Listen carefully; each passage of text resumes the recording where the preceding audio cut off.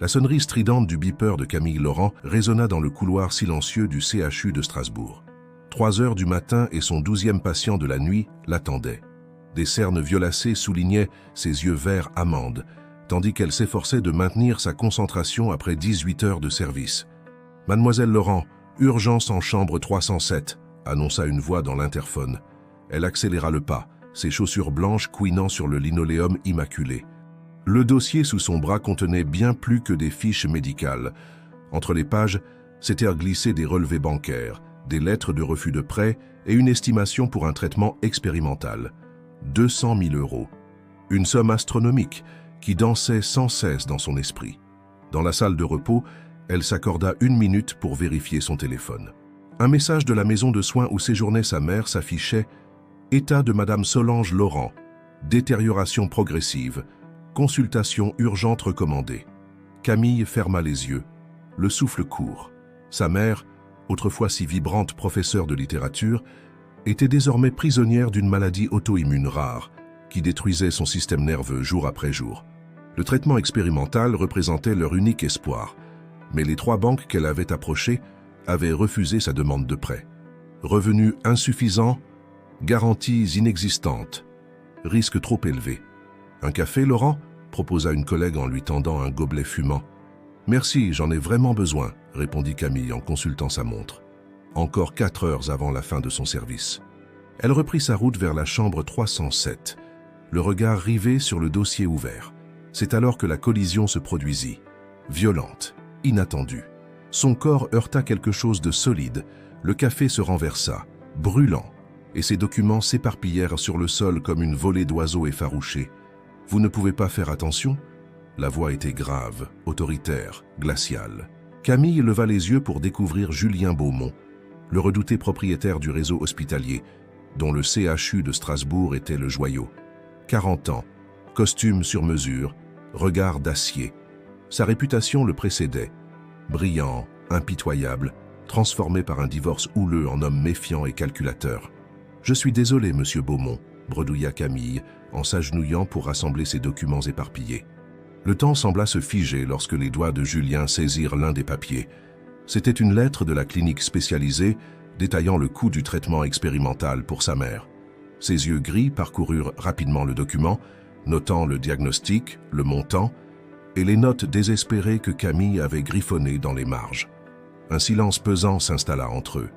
Puis, contre toute attente, Julien l'aida à se relever. « Vous êtes Camille Laurent, dit-il, et ce n'était pas une question. L'infirmière qui a développé le protocole de soins palliatifs que nous avons implémenté l'année dernière. » Surprise qu'il connaisse son nom et son travail, Camille acquiesça. « J'ai une proposition à vous faire, continua-t-il, son regard s'attardant sur la lettre médicale. Je dîne demain soir avec un investisseur japonais crucial pour notre nouveau projet d'aile médicale, Hiroshi Tanaka.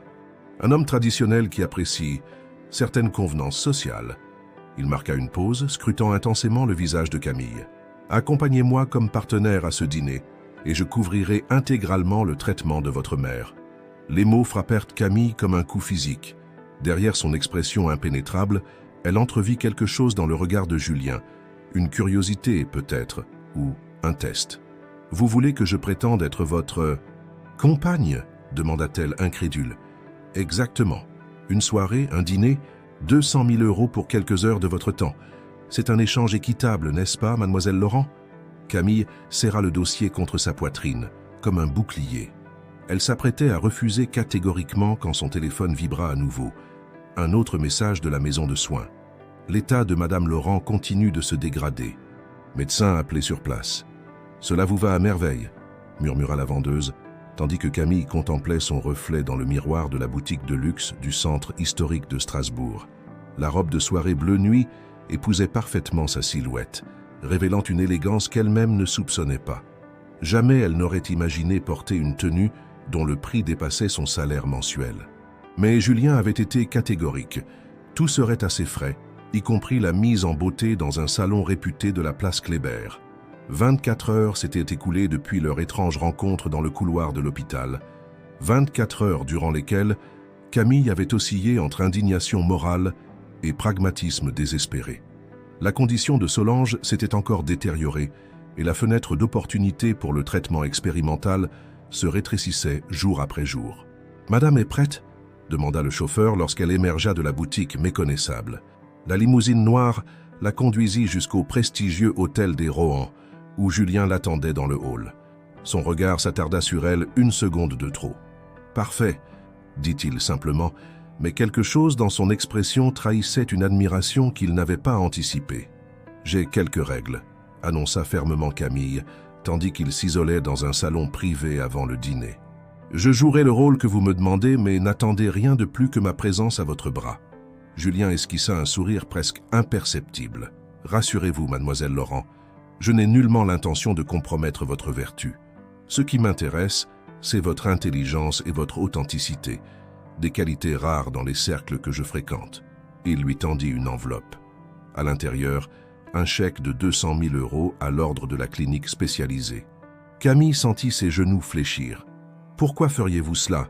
demanda-t-elle méfiante. « Vous ne me connaissez même pas. »« Disons que j'investis, » répondit-il énigmatiquement. « Nous avons un invité à impressionner. » Le dîner se déroulait dans la salle de réception privée de l'hôtel, sous les lustres de cristal et les moulures dorées. Hiroshi Tanaka, petit homme distingué aux cheveux grisonnants, les accueillit avec une révérence formelle. Son regard inquisiteur évalua Camille avec curiosité. « Monsieur Tanaka dirige l'un des plus importants fonds d'investissement en technologies médicales avancées », expliqua Julien, sa main effleurant légèrement le bas du dos de Camille. Ce contact, bien qu'anodin, provoqua chez elle un frisson inattendu. La conversation glissa naturellement vers les soins de santé lorsque Tanaka évoqua son intérêt pour les avancées en matière de traitement des maladies auto-immunes. Ce sujet, Camille le maîtrisait intimement. Sans s'en rendre compte, elle s'anima, partageant ses observations cliniques et son expérience quotidienne auprès des patients. « Mademoiselle Laurent apporte une perspective unique », intervint Julien, visiblement impressionné par sa connaissance. Son approche centrée sur le patient est exactement ce que nous souhaitons incarner dans notre nouvelle aile spécialisée. Tanaka hocha la tête avec approbation. Très rafraîchissant de rencontrer quelqu'un qui parle avec le cœur, pas seulement avec des projections financières. Lorsque l'homme d'affaires japonais s'éloigna pour saluer d'autres convives, Julien se pencha vers elle. « Vous êtes remarquable », murmura-t-il. « Il est complètement conquis. » La soirée progressait et Camille découvrait avec surprise une facette inconnue de Julien Beaumont. Sous son masque d'homme d'affaires impitoyable se cachait quelqu'un de cultivé, capable d'une écoute attentive et doté d'un humour subtil qui la désarçonnait. Tard dans la soirée, alors qu'il se retrouvait seul sur la terrasse surplombant les toits de Strasbourg et la cathédrale illuminée, Julien lui servit une coupe de champagne. « Tanaka est impressionné », annonça-t-il, « mais il veut nous revoir avant de s'engager. Il reste à Strasbourg pour 4 événements caritatifs majeurs liés au secteur médical. » Il fit une pause, observant la ville scintillante. « J'ai une nouvelle proposition », poursuivit-il. « Accompagnez-moi à ces 4 événements.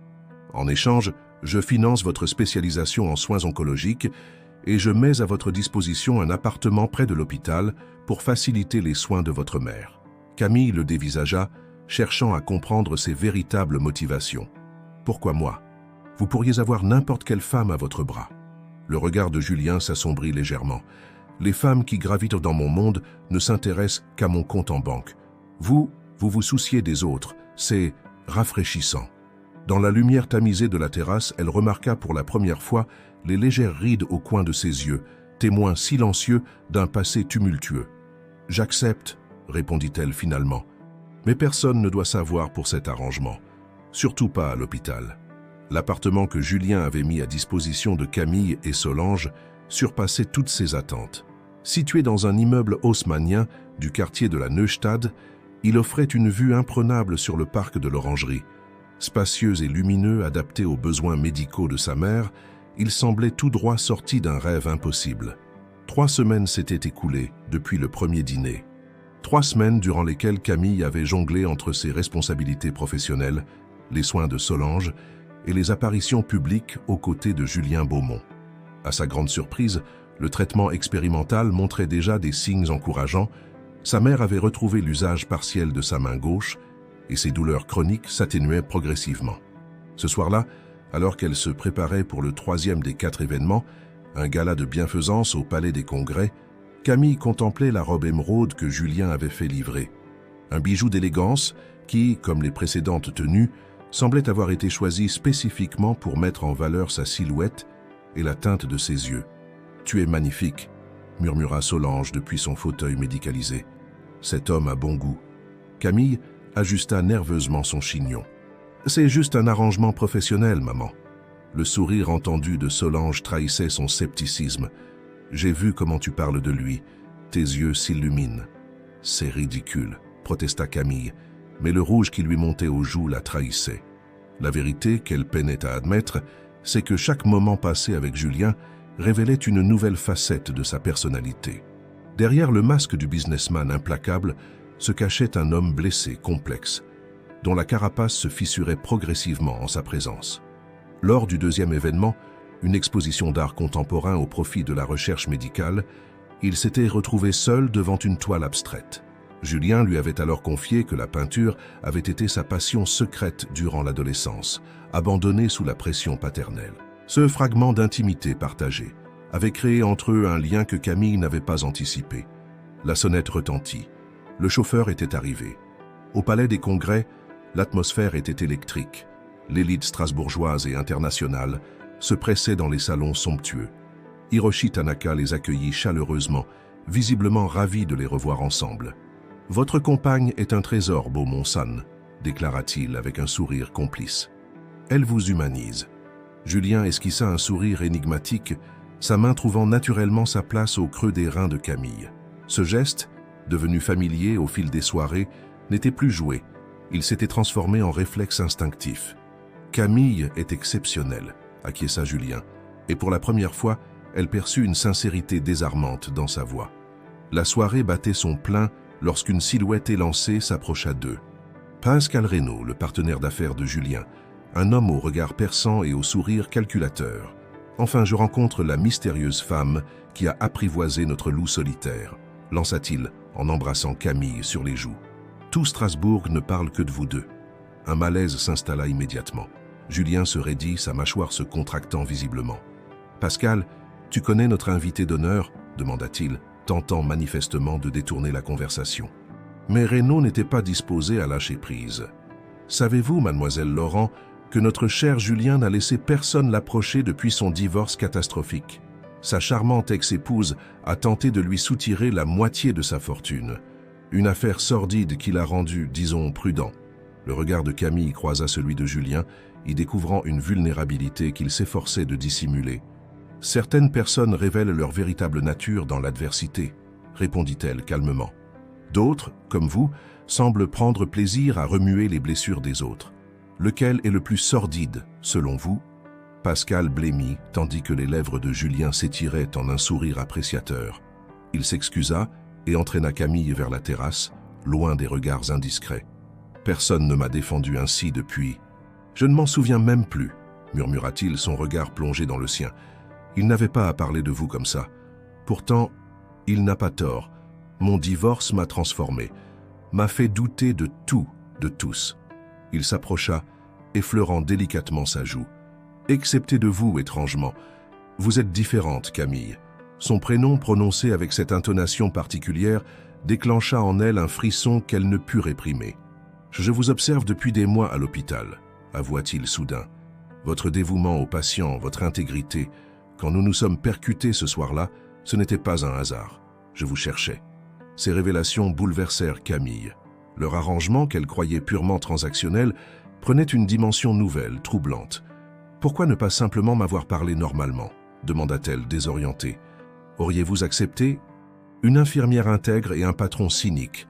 Nos mondes sont trop éloignés. » Dans le silence qui suivit, quelque chose d'indicible se noua entre eux.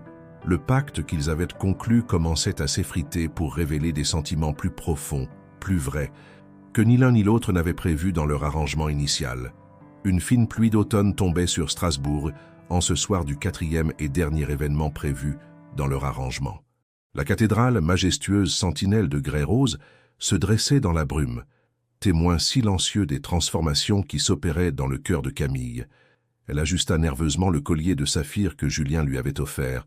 « Un accessoire nécessaire pour l'image que nous devons projeter », avait-il justifié. Mais ses yeux, lorsqu'il l'avait aidé à l'attacher, avait trahi bien plus qu'un simple souci d'apparence. Le docteur Keller a appelé, annonça Solange depuis le canapé où elle lisait confortablement installée. Les derniers résultats sont prometteurs. Il parle même de rémission partielle. Camille s'assit auprès de sa mère, prenant ses mains dans les siennes. Ces mêmes mains qui, quelques semaines plus tôt, étaient incapables de tenir un livre. « C'est merveilleux, maman », murmura-t-elle, la gorge nouée. « C'est grâce à lui », répondit doucement Solange. « Et ne me dis pas que ce n'est qu'un arrangement professionnel. Je te connais, ma fille. Tu n'as jamais regardé personne comme tu le regardes lui. » Camille détourna les yeux, incapable de nier l'évidence. Ce qui avait commencé comme un contrat froid s'était métamorphosé en quelque chose qu'elle n'osait encore nommer. Chaque soirée passée ensemble avait révélé un nouvel aspect de Julien, son intelligence acérée, son humour discret, et surtout cette vulnérabilité qu'il dissimulait si soigneusement aux yeux du monde. « Ce soir marque la fin de notre accord », dit-elle finalement. « Après ça, nos chemins se sépareront. » Le regard de Solange se fit plus intense. « En es-tu si sûr ? Crois-tu vraiment qu'un homme comme lui ferait tout cela uniquement pour impressionner un investisseur ?» La sonnerie du téléphone interrompit leur conversation. C'était Pascal Reynaud. Une urgence à l'hôpital nécessitait la présence immédiate de Camille. Lorsqu'elle arriva au CHU, les couloirs étaient étrangement calmes. Pascal l'attendait dans le bureau directorial, un sourire inquiétant aux lèvres. « Il n'y a aucune urgence, n'est-ce pas ?» comprit-elle immédiatement. « Perspicace, acquiesça-t-il. Je voulais simplement avoir une conversation privée avec la femme qui a réussi l'impossible, faire fondre le cœur de glace de Julien Beaumont. » Il lui tendit un dossier. À l'intérieur, des relevés bancaires, le contrat de location de son appartement, les factures du traitement médical de sa mère. « Sais-tu combien il a dépensé pour toi ? Bien plus que les 200 000 € initiaux. Un demi-million, peut-être plus. Pour quelqu'un qui prétend être un homme d'affaires avisé, c'est intriguant. » Camille sentit son cœur s'accélérer. « Qu'insinuez-vous exactement ? Que ton petit arrangement n'était qu'un prétexte. Julien t'observait depuis des mois. Il a créé cette rencontre fortuite, ce marché, tout ça pour t'approcher sans risquer un rejet. » Les révélations de Pascal confirmaient les paroles énigmatiques de Julien lors du gala. Mais pourquoi de telles manœuvres ? « Il a peur, » poursuivit Pascal, son regard calculateur fixé sur elle. « Peur d'être de nouveau blessé. Alors il a créé ce scénario où il garde le contrôle, où il peut prétendre que tout est professionnel si tu le rejettes. Pourquoi me dire tout ça ? Parce que son obsession pour toi affecte nos affaires, et parce que... » Il hésita. « Aussi cynique que je sois, je n'ai jamais vu Julien regarder quelqu'un comme il te regarde. C'est dérangeant. » Camille quitta l'hôpital, l'esprit en ébullition. Dans quelques heures, elle devait rejoindre Julien pour la soirée de gala finale, celle qui marquerait théoriquement la fin de leur arrangement. Lorsqu'elle arriva aux Maisons Rouges, l'un des hôtels les plus prestigieux de Strasbourg, Julien l'attendait dans le hall. Son regard s'illumina à sa vue, une réaction qu'il ne cherchait même plus à dissimuler. « Vous êtes sublime », murmura-t-il en l'accueillant. La soirée progressa comme dans un rêve. Champagne, musique orchestrale, conversation policée. Hiroshi Tanaka confirma officiellement son investissement majeur dans la nouvelle aile spécialisée du CHU. Leur mission était accomplie. Tard dans la soirée, ils se retrouvèrent sur la terrasse surplombant le Rhin, la frontière allemande scintillant au loin. « Notre accord prend fin ce soir », déclara Julien, une étrange hésitation dans la voix. « Vous avez largement rempli votre part du marché.